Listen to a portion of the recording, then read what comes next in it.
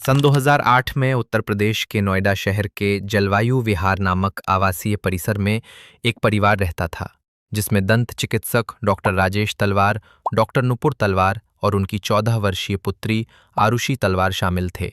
परिवार शिक्षित और प्रतिष्ठित माना जाता था। आरुषि पढ़ाई में अच्छी थी, संगीत सुनना पसंद करती थी और अपने मित्रों तथा परिवार के बीच एक सामान्य किशोरी का जीवन जी रही थी। परिवार के साथ हेमराज नाम का एक घरेलू सहायक भी रहता था, जो कई वर्षों से उनके यहाँ कार्य कर रहा था। मई 2008 के दिनों में सब कुछ सामान्य दिखाई देता था। आरुषि अपने विद्यालय, मित्रों और दैनिक गतिविधियों में व्यस्त रहती थी। उसके माता पिता अपने पेशे में कार्यरत थे। किसी को भी यह अनुमान नहीं था कि कुछ ही दिनों में यह परिवार एक ऐसी घटना के केंद्र में आ जाएगा जिसकी चर्चा पूरे देश में होने लगेगी। 15 मई 2008 की शाम भी अन्य दिनों की तरह बीती। परिवार अपने घर में था। विभिन्न रिपोर्टों के अनुसार आरुषि ने अपने मित्रों से बातचीत की, भोजन किया और रात में अपने कमरे में चली गई। घर में उसके माता पिता और हेमराज भी मौजूद थे। बाहर से देखने पर सब कुछ सामान्य था। अगली सुबह 16 मई 2008 को स्थिति पूरी तरह बदल चुकी थी। आरुषि अपने कमरे में मृत पाई गई। ये समाचार परिवार, पड़ोस और स्थानीय प्रशासन के लिए अत्यंत चौंकाने वाला था। प्रारंभिक जानकारी के आधार पर संदेह घर के सहायक हेमराज पर गया, क्योंकि वह दिखाई नहीं दे रहा था। कई लोगों ने मान लिया कि वह घटना के बाद भाग गया होगा। पुलिस ने जांच प्रारंभ की। घर का निरीक्षण किया गया, लोगों से पूछताछ की गई और विभिन्न संभावनाओं पर विचार किया गया। उस समय तक अधिकांश लोगों का ध्यान हेमराज की खोज पर केंद्रित था। समाचार माध्यमों ने भी घटना को प्रमुखता से दिखाना शुरू कर दिया। लेकिन अगले ही दिन एक ऐसा तथ्य सामने आया जिसने पूरे मामले की दिशा बदल दी। घर की छत पर हेमराज का शव मिला। अब स्थिति पहले से कहीं अधिक जटिल हो चुकी थी। जिस व्यक्ति पर प्रारंभिक संदेह किया जा रहा था, वह स्वयं मृत पाया गया था। इससे जांच एजेंसियों के सामने नए प्रश्न खड़े हो गए। अब पुलिस को 2 हत्याओं की जांच करनी थी। यह स्पष्ट नहीं था कि घटनाएं किस प्रकार हुईं, अपराधी कौन था और उसका उद्देश्य क्या था। घटनास्थल, उपलब्ध साक्ष्य और विभिन्न बयानों का अध्ययन शुरू हुआ। धीरे धीरे यह मामला राष्ट्रीय स्तर पर चर्चा का विषय बन गया। समाचार चैनलों, अखबारों और जनसामान्य के बीच अनेक प्रकार की अटकलें लगाई जाने लगीं। अलग अलग सिद्धांत सामने आए। कुछ लोगों ने एक संभावना बताई, कुछ ने दूसरी, लेकिन उस समय तक किसी निष्कर्ष पर पहुंचना संभव नहीं था। इसी बीच आरुषि के माता पिता गहरे शोक में थे। उन्होंने अपनी पुत्री की मृत्यु पर दुख व्यक्त किया और निष्पक्ष जांच की मांग की। दूसरी ओर हेमराज के परिवार को भी अपने प्रियजन की मृत्यु का उत्तर चाहिए था। दोनों परिवार अलग अलग परिस्थितियों में न्याय की प्रतीक्षा कर रहे थे। मामला जितना आगे बढ़ता गया, उतने ही अधिक प्रश्न सामने आते गए। प्रारंभिक जांच, साक्ष्यों के संरक्षण, घटनास्थल की स्थिति और विभिन्न प्रक्रियाओं को लेकर भी चर्चा होने लगी। बाद के वर्षों में यही बातें इस मामले की सबसे महत्वपूर्ण विशेषताओं में शामिल हुईं। यहीं से आरुषि हेमराज प्रकरण की लंबी और जटिल यात्रा आरंभ होती है, जिसमें पुलिस जांच, विभिन्न सिद्धांत, न्यायालयी कार्यवाही और अनेक विवाद शामिल रहे। आरुषि और हेमराज की मृत्यु के बाद पूरे नोएडा में इस घटना की चर्चा होने लगी। पुलिस के सामने सबसे बड़ा प्रश्न ये था कि एक ही घर में 2 लोगों की मृत्यु कैसे हुई और इसके पीछे कौन था। प्रारंभिक जांच में अधिकारियों ने घर का निरीक्षण किया, परिवार के सदस्यों, पड़ोसियों और परिचितों से बातचीत की तथा घटनास्थल से उपलब्ध सामग्री को एकत्र करने का प्रयास किया। मामले की शुरुआत से ही कई कठिनाइयां सामने आने लगीं। घटनास्थल पर अनेक लोग पहुंच चुके थे। पुलिसकर्मी, परिचित, पड़ोसी और अन्य लोग घर में आ जा रहे थे। बाद में कई विशेषज्ञों ने यह प्रश्न उठाया कि क्या घटनास्थल को उसी प्रकार सुरक्षित रखा गया था जैसा किसी गंभीर अपराध की जांच में किया जाना चाहिए। यह प्रश्न आगे चलकर बहुत महत्वपूर्ण बन गया। जब हेमराज का शव छत पर मिला, तब पहले से बनी धारणाएं बदल गईं। अब यह मानना कठिन था कि वह अपराध करके भाग गया था। जांच अधिकारियों को फिर से घटनाओं की श्रृंखला को समझने का प्रयास करना पड़ा। उन्होंने ये जानने की कोशिश की कि रात में घर के भीतर और बाहर क्या हुआ होगा। पुलिस ने कई लोगों से पूछताछ शुरू की। घर में काम करने वाले अन्य कर्मचारियों, सुरक्षाकर्मियों और आसपास रहने वाले लोगों से जानकारी ली गई। ये पता लगाने का प्रयास किया गया कि रात में किसी ने कोई असामान्य गतिविधि देखी थी या नहीं। कुछ लोगों ने विभिन्न प्रकार की बातें बताईं, परंतु उनसे कोई स्पष्ट निष्कर्ष नहीं निकल पाया। इस बीच समाचार माध्यमों में अनेक प्रकार की चर्चाएं होने लगीं। हर दिन नई नई बातें सामने आने का दावा किया जाता था। कुछ समाचार रिपोर्टों में अलग अलग संभावनाओं का उल्लेख किया जाता, जबकि अन्य रिपोर्टें किसी दूसरी दिशा की ओर संकेत करती थीं। जनता के बीच भी जिज्ञासा और भ्रम दोनों बढ़ रहे थे। जांच के दौरान पुलिस ने विभिन्न साक्ष्यों का अध्ययन किया। घर के कमरों, दरवाजों, खिड़कियों और अन्य वस्तुओं को देखा गया। ये समझने का प्रयास किया गया कि अपराधी घर में कैसे आया होगा, या यदि वह घर के भीतर ही था तो घटनाएं किस प्रकार घटी होंगी। लेकिन कई प्रश्नों के उत्तर स्पष्ट रूप से नहीं मिल रहे थे। धीरे धीरे मामले में अनेक सिद्धांत सामने आने लगे। कुछ लोगों का मानना था कि अपराध में बाहरी व्यक्तियों की भूमिका हो सकती है। कुछ अन्य लोगों ने अलग संभावनाएं व्यक्त की, किंतु इनमें से किसी भी संभावना को तत्काल प्रमाणित नहीं किया जा सका। समय बीतने के साथ यह मामला स्थानीय पुलिस से आगे बढ़कर राष्ट्रीय स्तर की चर्चा का विषय बन गया। समाचार चैनलों पर विशेष कार्यक्रम प्रसारित होने लगे। विशेषज्ञों, पूर्व पुलिस अधिकारियों और कानूनी जानकारों की राय ली जाने लगी। प्रत्येक व्यक्ति अपने दृष्टिकोण से घटना को समझाने का प्रयास कर रहा था। इसी दौरान आरुषि के माता-पिता लगातार ये कहते रहे कि वे अपनी पुत्री के लिए न्याय चाहते हैं। दूसरी ओर हेमराज के परिवार की ओर से भी निष्पक्ष जांच की अपेक्षा व्यक्त की गई। दोनों परिवार अलग अलग परिस्थितियों में उत्तर खोज रहे थे। जांच एजेंसियों के सामने एक और चुनौती थी। किसी भी अपराध की जांच में समय का बहुत महत्व होता है। प्रारंभिक दिनों में जो जानकारी एकत्र की जाती है वही आगे की दिशा तय करती है।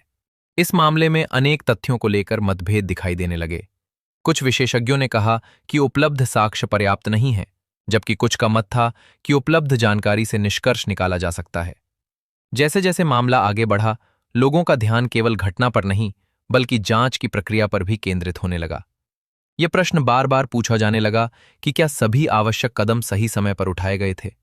यही कारण था कि इस प्रकरण ने केवल एक आपराधिक मामले के रूप में नहीं बल्कि जांच प्रणाली पर चर्चा के रूप में भी स्थान प्राप्त किया। कुछ समय बाद यह महसूस किया गया कि मामले की जटिलता सामान्य स्तर से अधिक है। विभिन्न पक्षों की बातों, उपलब्ध साक्ष्यों और उठते प्रश्नों के कारण व्यापक और गहन जांच की आवश्यकता प्रतीत होने लगी। इसी कारण आगे चलकर इस मामले की जांच एक उच्च स्तरीय एजेंसी को सौंपने की दिशा में विचार होने लगा। देश भर के लोग समाचारों के माध्यम से इस प्रकरण को देख रहे थे। प्रत्येक नए दिन के साथ कोई नया दावा, नई चर्चा या नया प्रश्न सामने आ जाता था। लेकिन वास्तविकता अभी भी धुंधली थी। यह स्पष्ट नहीं था कि उस रात वास्तव में क्या हुआ था। यहीं से मामले का अगला चरण आरंभ होता है, जिसमें जांच की दिशा बदलती है, नई एजेंसियां सामने आती हैं और पूरे देश की निगाहें इस रहस्यमय प्रकरण पर टिक जाती हैं। मामले की लगातार बढ़ती चर्चा, जांच को लेकर उठ रहे प्रश्नों और स्पष्ट निष्कर्ष के अभाव के कारण अंततः यह निर्णय लिया गया कि जांच को सेंट्रल ब्यूरो ऑफ इन्वेस्टिगेशन अर्थात केंद्रीय अन्वेषण ब्यूरो (सीबीआई) को सौंपा जाए। उस समय लोगों को आशा थी कि एक विशेष जांच एजेंसी इस जटिल मामले के उत्तर खोज सकेगी। सीबीआई ने मामला अपने हाथ में लेने के बाद उपलब्ध दस्तावेजों, पुलिस अभिलेखों, घटनास्थल से एकत्र सामग्री और गवाहों के बयानों का अध्ययन प्रारंभ किया। एजेंसी के अधिकारियों ने पहले की जांच में दर्ज तथ्यों की समीक्षा की और ये समझने का प्रयास किया कि अब तक क्या-क्या सामने आया है। नई जांच टीम ने अनेक लोगों से पुनः पूछताछ की। जिन व्यक्तियों से पहले प्रश्न पूछे जा चुके थे, उनसे फिर से जानकारी ली गई। इसका उद्देश्य ये देखना था कि विभिन्न बयानों में कोई विरोधाभास तो नहीं है और क्या कोई ऐसा तथ्य है जिस पर पहले पर्याप्त ध्यान नहीं दिया गया। जांच आगे बढ़ी तो कुछ नई संभावनाओं पर विचार किया गया। कुछ व्यक्तियों के नाम चर्चा में आए और उनसे पूछताछ की गई। उस समय समाचार माध्यमों में इन पूछताछों को लेकर व्यापक चर्चा हुई। अनेक रिपोर्टें प्रकाशित हुईं और लोगों के बीच तरह तरह की धारणाएं बनने लगीं। लेकिन समय बीतने के बाद भी कोई ऐसा निष्कर्ष सामने नहीं आया जो सभी प्रश्नों का स्पष्ट उत्तर दे सके। मामले की जटिलता बनी रही। उपलब्ध साक्ष्यों की व्याख्या अलग अलग प्रकार से की जा रही थी। कुछ विशेषज्ञ एक निष्कर्ष की ओर संकेत करते थे, जबकि अन्य विशेषज्ञ उसी सामग्री को अलग दृष्टि से देखते थे। इसी दौरान सीबीआई की जांच में भी परिवर्तन हुआ और बाद में एक दूसरी टीम ने मामले की समीक्षा की। नई टीम ने पुराने निष्कर्षों, उपलब्ध साक्ष्यों और विभिन्न बयानों का फिर से अध्ययन किया। इस प्रक्रिया ने मामले को और अधिक चर्चा में ला दिया, क्योंकि अब जांच की दिशा पहले से कुछ अलग दिखाई देने लगी थी। समाचार माध्यमों में प्रतिदिन नई बहसें होने लगीं। लोग जानना चाहते थे कि आखिर उस रात क्या हुआ था। देश भर में यह मामला रहस्य, न्याय और जांच प्रक्रिया पर चर्चा का प्रमुख विषय बन चुका था। दूसरी जांच टीम ने कुछ ऐसे निष्कर्ष प्रस्तुत किए जिनके आधार पर संदेह की दिशा बदलती हुई दिखाई दी। धीरे धीरे चर्चा का केंद्र बाहरी व्यक्तियों से हटकर घर के भीतर मौजूद लोगों की ओर जाने लगा। ये परिवर्तन अत्यंत महत्वपूर्ण था क्योंकि इससे पूरे मामले की दिशा बदल गई। आरुषि के माता पिता ने इन निष्कर्षों से असहमति व्यक्त की। उनका कहना था कि वे निर्दोष हैं और उनके विरुद्ध कोई प्रत्यक्ष प्रमाण नहीं है। दूसरी ओर जांच एजेंसी का दृष्टिकोण अलग था। यही मतभेद आगे चलकर न्यायालय में विस्तृत बहस का विषय बना। मामला अब केवल एक जांच का विषय नहीं रह गया था। ये कानूनी प्रक्रिया के अगले चरण में प्रवेश कर रहा था। अदालतों में प्रस्तुत दस्तावेज, विशेषज्ञों की राय, परिस्थितिजन्य साक्ष्य और विभिन्न पक्षों के तर्क महत्वपूर्ण होने वाले थे। जनता की रुचि भी लगातार बनी हुई थी। हर सुनवाई, हर बयान और हर नई जानकारी समाचार बन जाती थी। अनेक लोगों ने अपनी अपनी राय बना ली थी, लेकिन न्यायिक प्रक्रिया अभी जारी थी और अंतिम निर्णय आना बाकी था। इसी बीच अदालत में मामले की सुनवाई की तैयारी शुरू हुई। अभियोजन पक्ष और बचाव पक्ष दोनों अपने अपने तर्कों को व्यवस्थित कर रहे थे। आने वाले समय में यही तर्क इस बहुचर्चित प्रकरण के भविष्य को निर्धारित करने वाले थे। सीबीआई की जांच के बाद मामला न्यायालय में पहुंचा। अब प्रश्न केवल ये नहीं था कि उस रात क्या हुआ था, बल्कि ये भी था कि उपलब्ध साक्ष्य किसी व्यक्ति को दोषी सिद्ध करने के लिए पर्याप्त हैं या नहीं। न्यायालय के समक्ष अभियोजन पक्ष और बचाव पक्ष दोनों ने अपने अपने तर्क प्रस्तुत करने प्रारंभ किए। अभियोजन पक्ष का कहना था कि उपलब्ध परिस्थितिजन्य साक्ष्य एक विशेष दिशा की ओर संकेत करते हैं। उनका तर्क था कि घटनास्थल, घर की स्थिति, विभिन्न बयानों और अन्य तथ्यों को एक साथ देखने पर एक निश्चित निष्कर्ष निकलता है। उन्होंने न्यायालय के सामने उन बिंदुओं को रखा जिन्हें वे महत्वपूर्ण मानते थे। दूसरी ओर बचाव पक्ष ने इन तर्कों का विरोध किया। उनका कहना था कि मामले में कोई प्रत्यक्षदर्शी नहीं है, कोई स्पष्ट प्रत्यक्ष प्रमाण नहीं है और अनेक निष्कर्ष केवल अनुमान पर आधारित हैं। बचाव पक्ष ने यह भी कहा कि जांच के दौरान कई ऐसे प्रश्न अनुत्तरित रहे जिनका उत्तर मिलना आवश्यक था। सुनवाई के दौरान विभिन्न दस्तावेज, रिपोर्टें और विशेषज्ञों की राय न्यायालय के सामने प्रस्तुत की गईं। कई गवाहों के बयान भी दर्ज किए गए। अदालत में लंबे समय तक बहस चलती रही।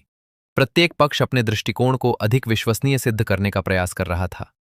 यह मामला सामान्य आपराधिक मामलों से अलग था क्योंकि इसमें परिस्थितिजन्य साक्ष्यों की भूमिका प्रमुख थी। परिस्थितिजन्य साक्ष्य का अर्थ है ऐसे तथ्य जो सीधे अपराध को होते हुए नहीं दिखाते, लेकिन जिनके आधार पर घटनाओं की एक श्रृंखला बनाकर निष्कर्ष निकालने का प्रयास किया जाता है। न्यायालय को यह देखना था कि क्या प्रस्तुत परिस्थितियां इतनी मजबूत हैं कि उनसे किसी एक निष्कर्ष पर पहुंचा जा सके। सुनवाई के दौरान देश भर के लोग इस मामले पर ध्यान बनाए हुए थे।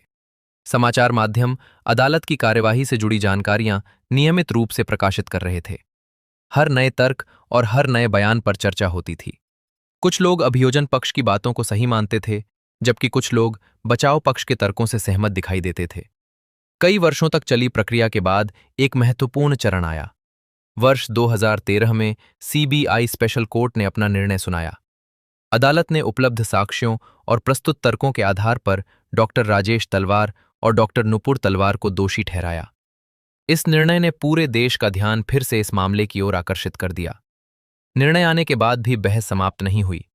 बचाव पक्ष ने कहा कि वे इस निर्णय से सहमत नहीं हैं और उच्च न्यायालय में अपील करेंगे।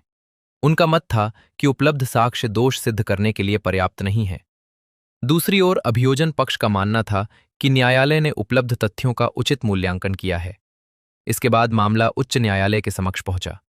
वहां फिर से अनेक दस्तावेजों, साक्ष्यों और कानूनी तर्कों की समीक्षा की गई। उच्च न्यायालय का कार्य ये देखना था कि निचली अदालत के निर्णय में कोई ऐसी त्रुटि तो नहीं है जिसके कारण पुनर्विचार आवश्यक हो। उच्च न्यायालय में सुनवाई के दौरान इस बात पर विशेष ध्यान दिया गया कि क्या अभियोजन पक्ष द्वारा प्रस्तुत परिस्थितिजन्य साक्ष्यों की श्रृंखला पूरी तरह स्थापित हुई थी या नहीं। यह भी देखा गया कि क्या संदेह से परे अपराध सिद्ध हुआ था, जो किसी भी आपराधिक मामले में आवश्यक माना जाता है। जैसे जैसे सुनवाई आगे बढ़ी, ये स्पष्ट होता गया कि अंतिम परिणाम इस मामले के इतिहास में एक महत्वपूर्ण मोड़ सिद्ध होगा। देश भर के लोग निर्णय की प्रतीक्षा कर रहे थे। उच्च न्यायालय में अपील दायर होने के बाद इस बहुचर्चित मामले का एक नया चरण आरंभ हुआ। निचली अदालत के निर्णय के विरुद्ध प्रस्तुत अपील में बचाव पक्ष ने विस्तार से अपने तर्क रखे। उनका कहना था कि उपलब्ध साक्ष्य दोष सिद्ध करने के लिए पर्याप्त नहीं है और मामले में अनेक ऐसे प्रश्न हैं जिनका स्पष्ट उत्तर नहीं मिला। उच्च न्यायालय ने मामले से संबंधित दस्तावेजों, गवाहों के बयानों, वैज्ञानिक रिपोर्टों तथा पूर्व न्यायिक निर्णयों का विस्तृत अध्ययन किया। अदालत के समक्ष मुख्य प्रश्न ये था कि क्या प्रस्तुत परिस्थितिजन्य साक्ष्य इतने मजबूत हैं कि उनके आधार पर किसी व्यक्ति को दोषी ठहराया जा सके। सुनवाई के दौरान न्यायालय ने इस बात पर विशेष ध्यान दिया कि किसी भी आपराधिक मामले में अभियोजन पक्ष पर यह दायित्व होता है कि वो आरोप को संदेह से परे सिद्ध करे।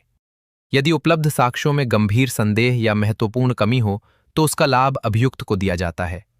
कई वर्षों तक चली कानूनी प्रक्रिया के बाद वर्ष 2017 में इलाहाबाद हाई कोर्ट ने अपना निर्णय सुनाया। न्यायालय ने कहा कि उपलब्ध साक्ष्यों के आधार पर आरोप संदेह से परे सिद्ध नहीं किए जा सके हैं। परिणाम स्वरूप डॉक्टर राजेश तलवार और डॉक्टर नुपुर तलवार को दोष मुक्त कर दिया गया। इस निर्णय के बाद दोनों को रिहा कर दिया गया।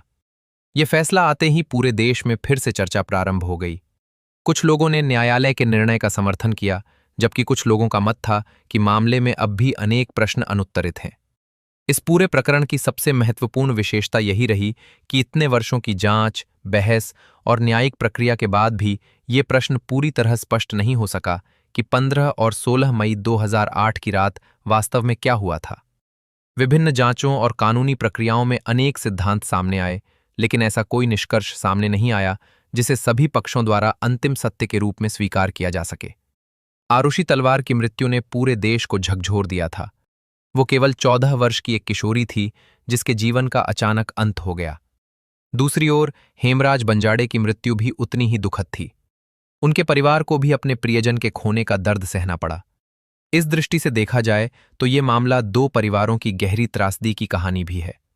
इस प्रकरण ने भारतीय जांच प्रणाली, अपराध स्थल के संरक्षण, वैज्ञानिक साक्ष्यों के महत्व और मीडिया की भूमिका पर भी व्यापक चर्चा को जन्म दिया। अनेक विशेषज्ञों ने कहा कि गंभीर अपराधों की जांच में प्रारंभिक चरण अत्यंत महत्वपूर्ण होता है और उस समय की गई छोटी सी त्रुटि भी आगे चलकर बड़े प्रभाव डाल सकती है। समाचार माध्यमों की भूमिका पर भी चर्चा हुई। इस मामले में लगातार प्रसारित होने वाली खबरों और अटकलों ने जनता की राय को प्रभावित किया। बाद के वर्षों में यह प्रश्न बार बार उठाया गया कि किसी मामले की जांच पूरी होने से पहले सार्वजनिक चर्चा की सीमाएं क्या होनी चाहिए। समय बीतता गया, लेकिन आरुषि हेमराज प्रकरण भारत के सबसे चर्चित और रहस्यमय आपराधिक मामलों में गिना जाता रहा। इस मामले पर पुस्तकें लिखी गईं, वृत्तचित्र बनाए गए और अनेक विश्लेषण प्रकाशित हुए। हर प्रयास का उद्देश्य यही था कि उपलब्ध तथ्यों के आधार पर घटना को समझा जा सके। फिर भी एक तथ्य अपरिवर्तित रहा। इस मामले से जुड़े अनेक प्रश्न आज भी चर्चा का विषय बने हुए हैं। न्यायालय ने अपना निर्णय दिया, कानूनी प्रक्रिया पूरी हुई, लेकिन उस रात की घटनाओं को लेकर लोगों की जिज्ञासा पूरी तरह समाप्त नहीं हुई। इस प्रकार आरुषि तलवार और हेमराज बंजाड़े से जुड़ा यह प्रकरण भारतीय न्यायिक और जांच इतिहास के सबसे चर्चित मामलों में दर्ज हो गया। ये केवल एक अपराध कथा नहीं, बल्कि न्याय, जांच, साक्ष्य और सार्वजनिक धारणा के जटिल संबंधों को समझने का एक महत्वपूर्ण उदाहरण भी बन गया।